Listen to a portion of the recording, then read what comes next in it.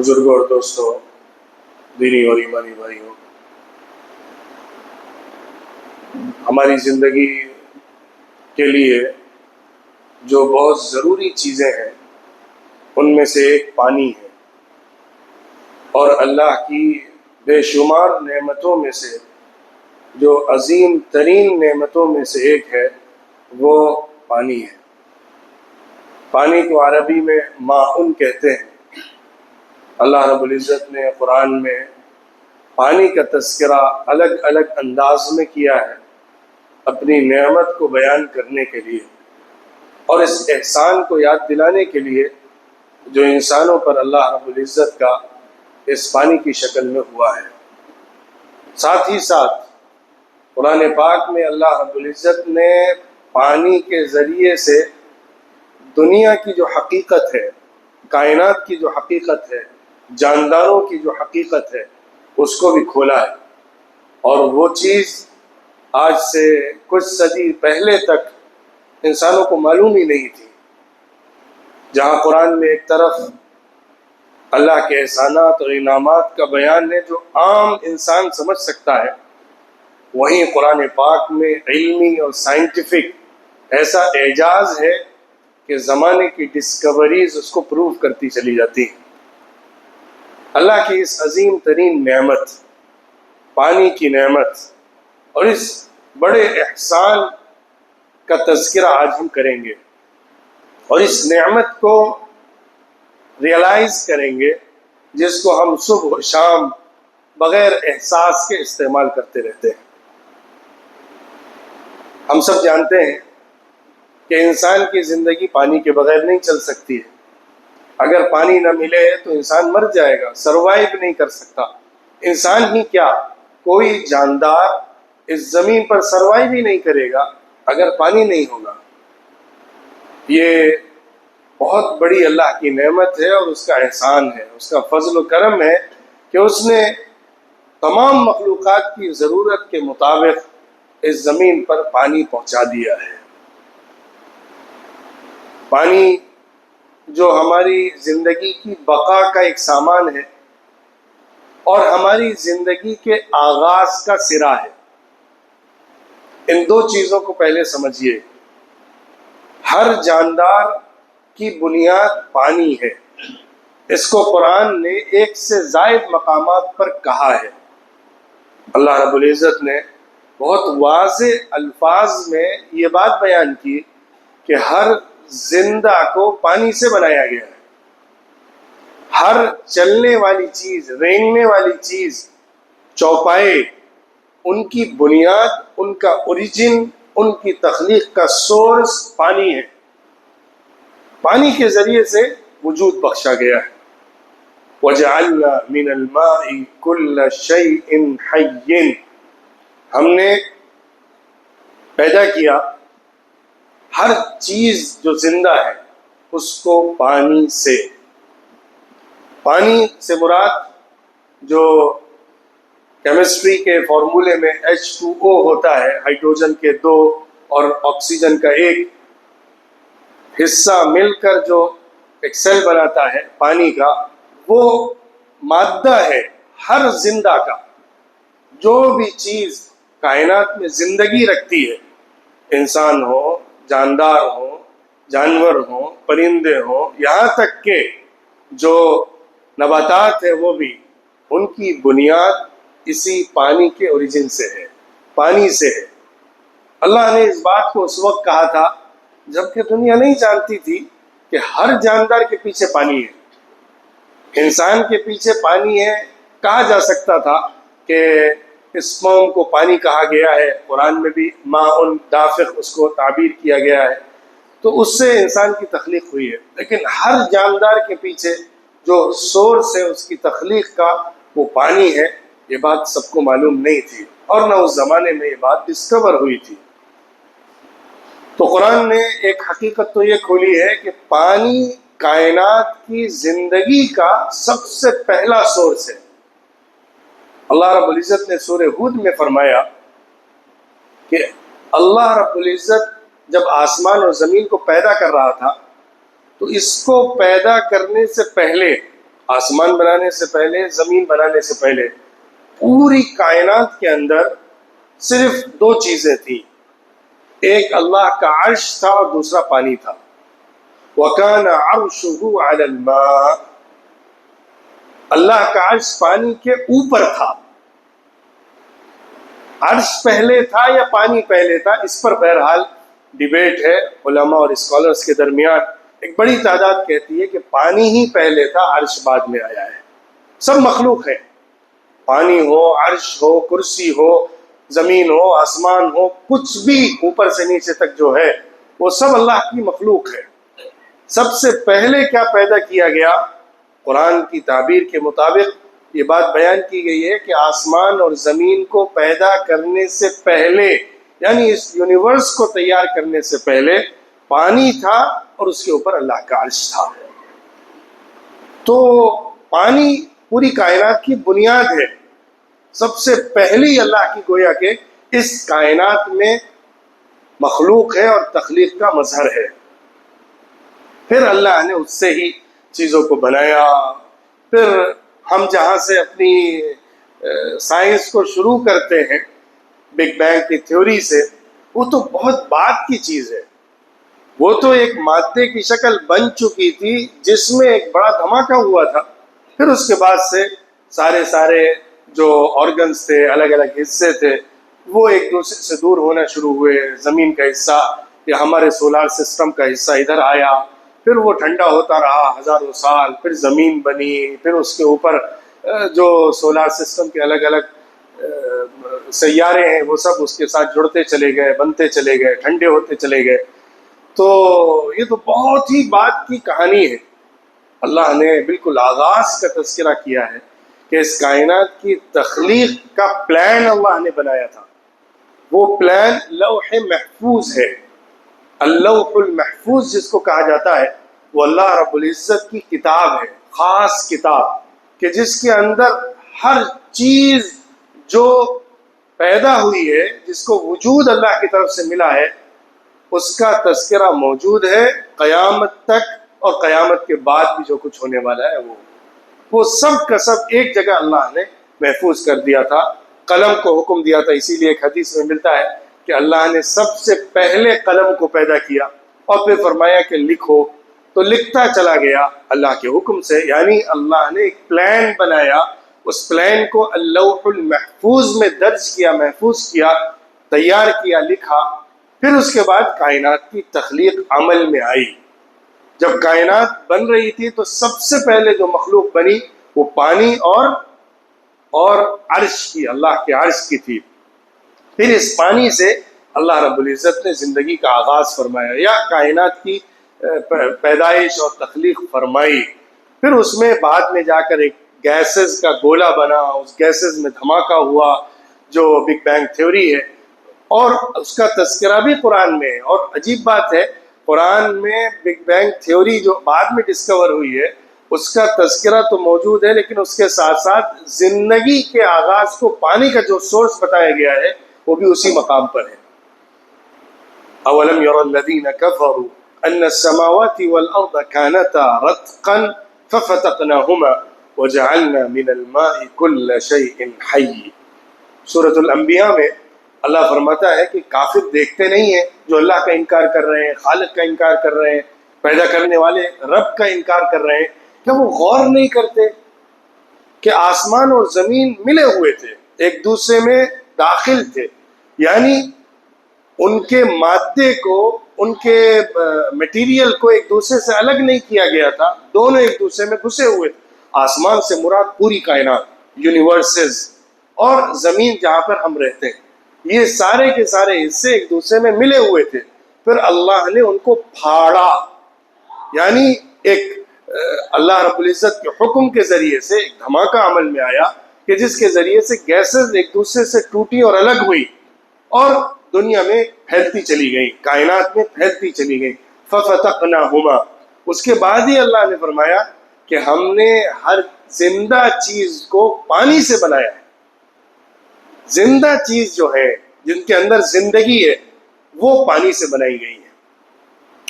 تو ہر کائنات کے اندر زندہ مخلوق کی بنیاد کائنات ہے۔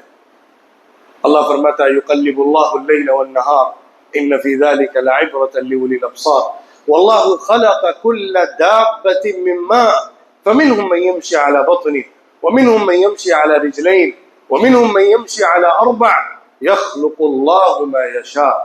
اللہ نے تخلیق کی ہے، کریشن کیا ہے۔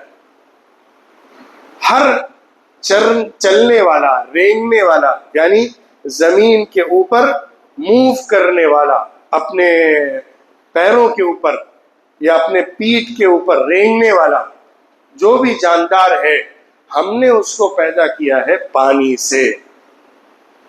اور پھر ان چوپایوں میں سے، زمین پر چلنے والے جاندار میں سے کچھ کو ہم نے بنایا جو 4 پیروں پر چلتے ہیں، کچھ کو بنایا جو 2 پر چلتے ہیں، اور کچھ کو بنایا جو اپنے پیٹ کے اوپر رینگتے ہیں۔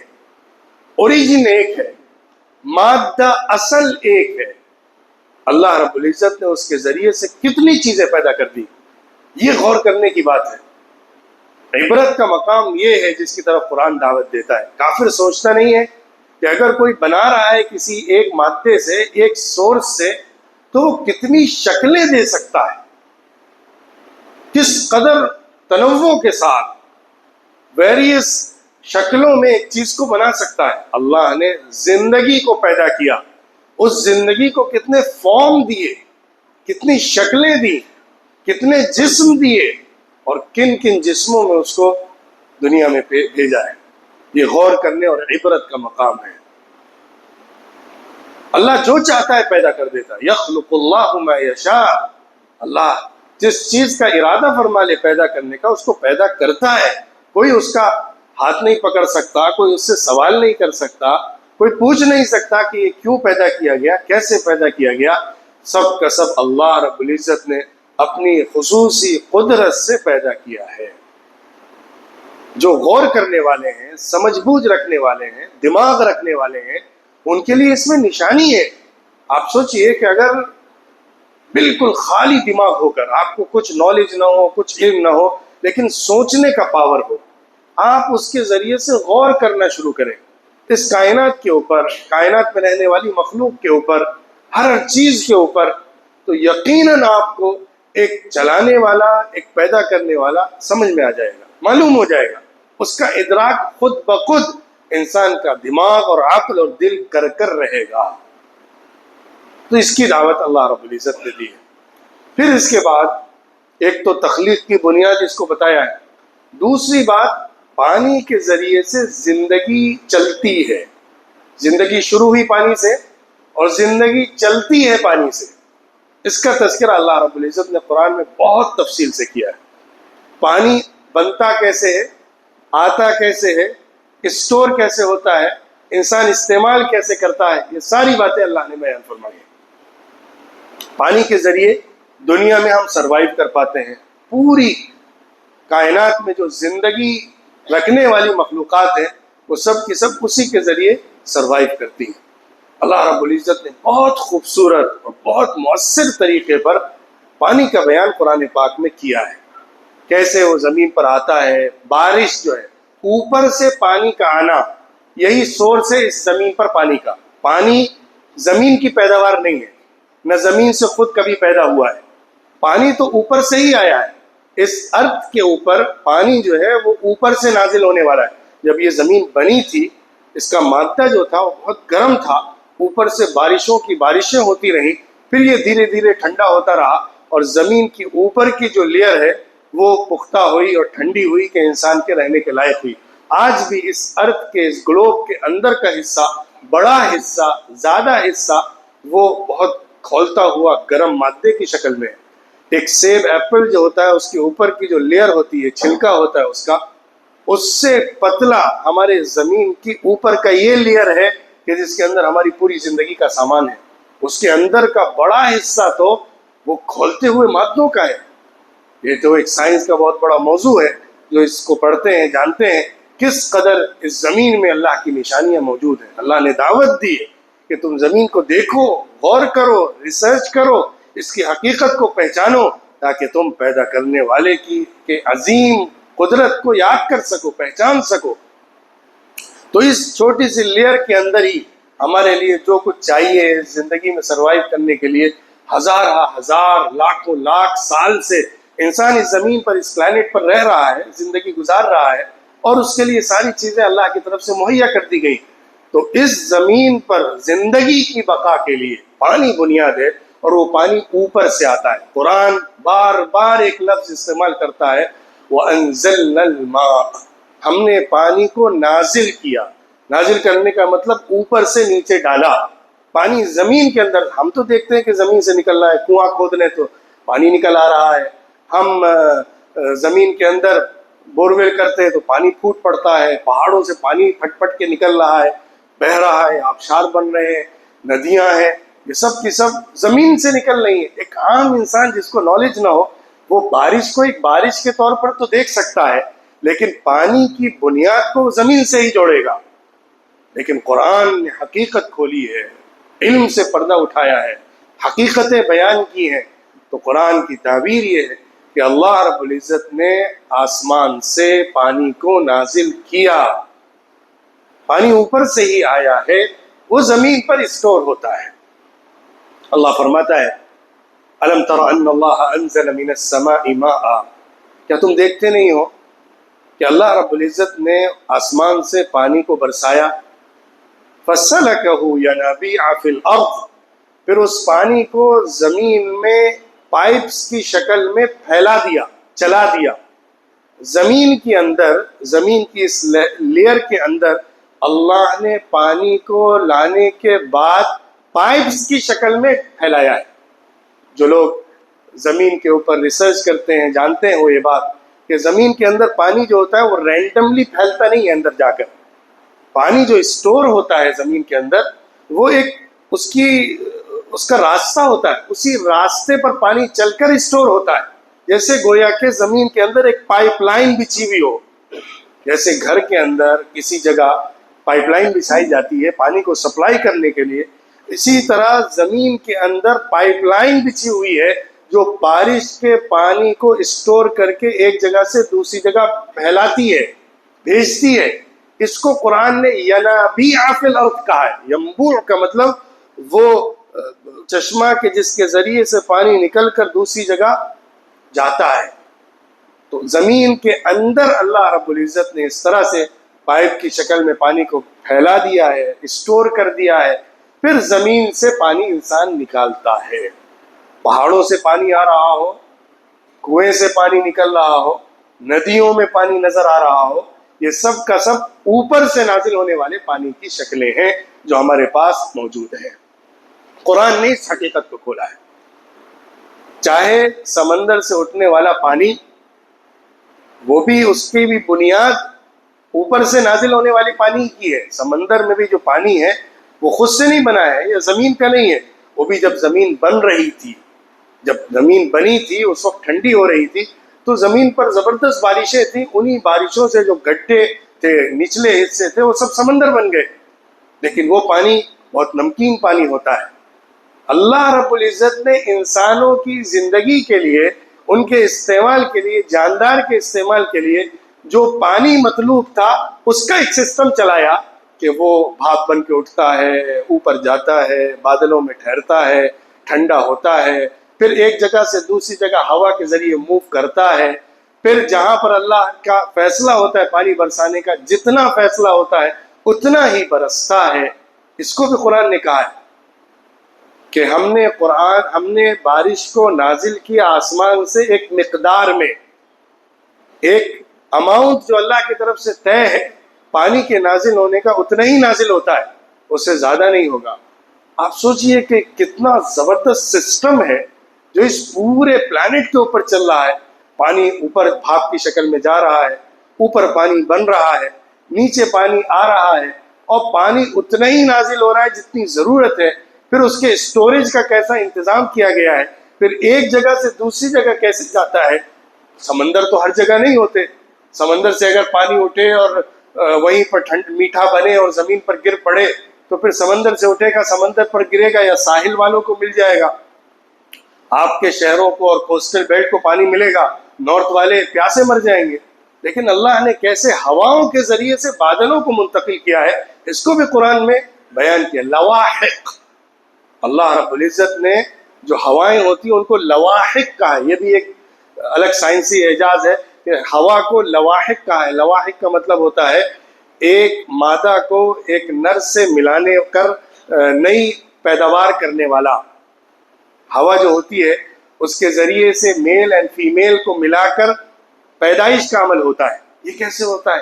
اصل میں بہت بعد میں ریسرچ سامنے آئی کہ ہواؤں کے ذریعے ہی جو میل اور فیمیل پلانٹس ہوتے ہیں، پلانٹس ہوتے ہیں، جو پیڑ پودے ہوتے ہیں، ان کے درمیان یہ کام ہوتا ہے کہ ایک جگہ سے اس کا حصہ، اس کے سیلز اٹھا کر ہوا لاتی ہے اور مادہ والے حصے میں ملاتی ہے کہ جس کے ذریعے سے پھل اور غلے نکلتے ہیں.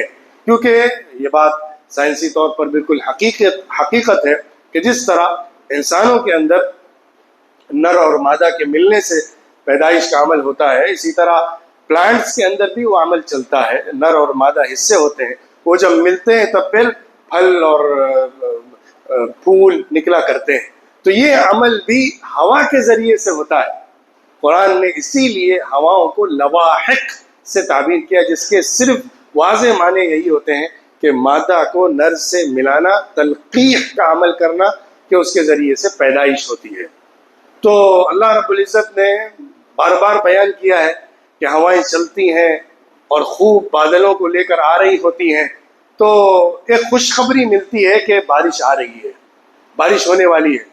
انسان آج جتنی ٹیکنالوجی لے لے، وہ یہ جان پاتا ہے کہ بارش کب آ سکتی ہے، قریب پہنچی ہے، کتنی ہوگی، کدھر بادل جا رہے ہیں، رخ کیا ہے، لیکن اس کو آرڈر تو نہیں دے سکتا، اس کو چلا تو نہیں سکتا. ایسا تو نہیں ہے کہ وہ بادلوں پر حکومت کرنے لگے، ایسا تو نہیں ہے کہ وہ بارشوں کو اپنے حکم سے جہاں چاہے گرانے لگے. یہ تو انسان کی طاقت سے باہر کی چیز ہے. وہ اللہ کا نظام ہے جو لاکھوں سال سے چل رہا ہے اور قیامت تک یہ نظام چلے گا جب تک کہ زمین کی زندگی ہے. تو اللہ نے ان تمام تفصیلات کا بیان قرآن میں بھی کیا ہے، کس طرح ہواؤں کے ذریعے سے بادلوں کو اللہ دوسری ان جگہوں پر جہاں پر پانی نہیں ہے بھیجتا ہے اور پانی برساتا ہے، مردہ زمین کو زندہ کرتا ہے، اور پھر زمین کے اندر جو غلے اگتے ہیں اس سے زندگی انسانوں کی، جانداروں کی، جانوروں کی چلتی ہے.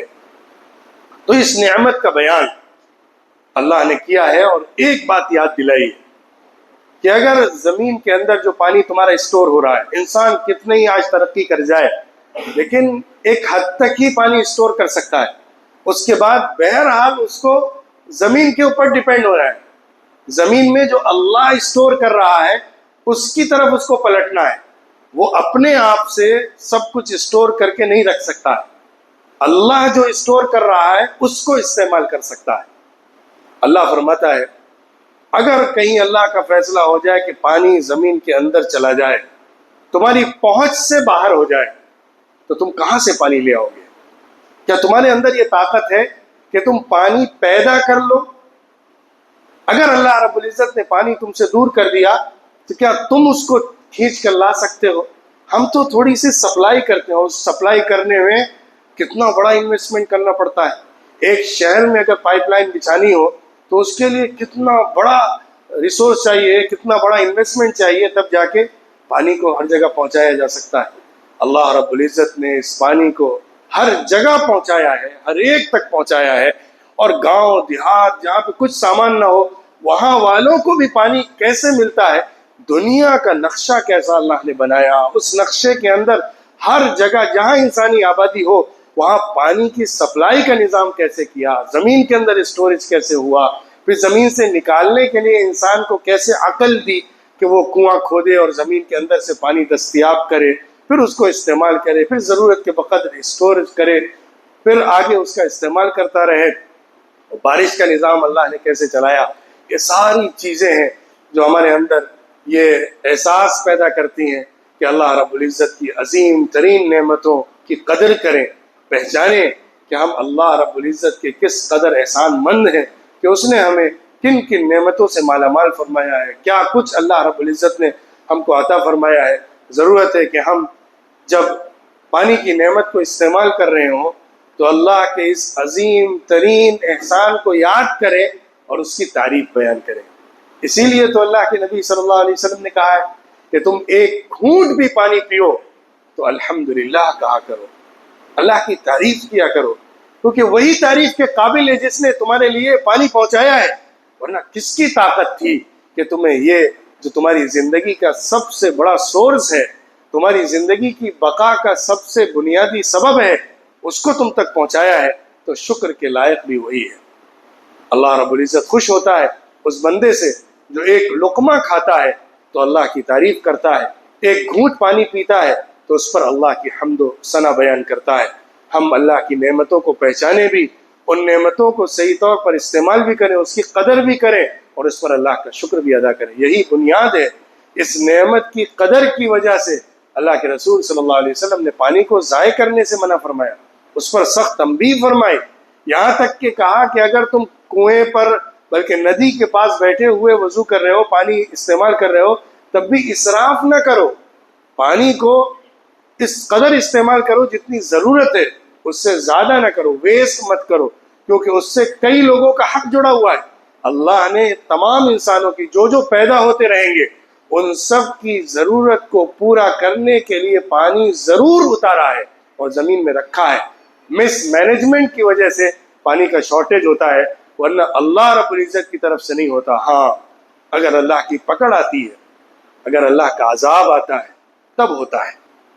کئی سالیاں ہوتی ہیں، سال ہا سال بارشیں رک جاتی ہیں اور پانی لانے کا انتظام نہیں ہوتا ہے، تو پھر اللہ کی طرف سے ایک عذاب کی شکل ہوتی ہے کہ جب قوم بگڑ جاتی ہے، گناہوں میں پڑ جاتی ہے، اللہ کی معصیت کرنے لگتی ہے، تو کبھی کبھی اللہ رب العزت پکڑ بھی کرتا ہے اور قحط کے ذریعے سے، اور قحط جو ہوتا ہے وہ پانی کی شارٹیج اور پانی کے نہ ہونے کی وجہ سے ہوتا ہے۔ تو ہمیں اس عظیم ترین پانی کی نعمت کی قدر کرنا چاہیے۔ آج کل سیزن ہے بارشوں کا، تو آپ کے ذہن میں جو میں نے باتیں بیان کی ہیں وہ آنی چاہیے، اور بارش کو دیکھ کر، پانی کو دیکھ کر اللہ کے اس عظیم ترین نظام کو آپ کو سمجھنا چاہیے اور اس پر اللہ کا شکر اور اس کی حمد و ثنا بیان کرنی چاہیے۔ اللہ ہم سب کو اس کی نعمتوں کی قدر کرنے والا بنائے، اور اللہ رب العزت ہم سب کو کبھی بھی محروم نہ فرمائے اپنی نعمتوں سے، اور پانی کی نعمت کی قدر کرنے والا، اس کو صحیح طور پر استعمال کرنے والا بنائے اور اس کو دوسروں تک پہنچانے والا بنائے۔ وآخر دعوانا ان الحمد للہ رب العالمین۔